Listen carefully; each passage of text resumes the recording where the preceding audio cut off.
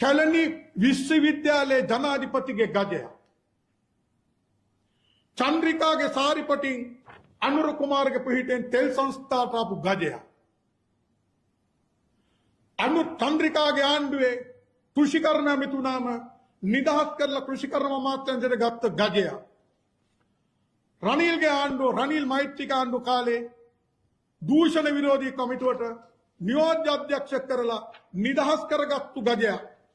කීයක්ද වැටුප 6,25,000යි අධ්‍යක්ෂක දීමන ඔක්කොම හැර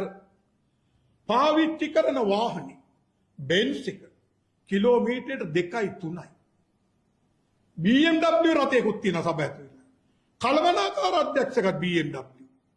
5,10,000යි විධායක අධ්‍යක්ෂට 4,25,000යි petrol litre 200යි වාහනයක මෙයාට අසීමිතව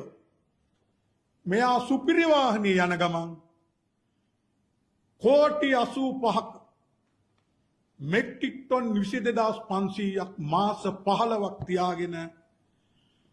311 පෙට්‍රල් ලීටර් 292කට විකුණලා පාඩු කරපු සභාපතියා ජනතාවට කියනවා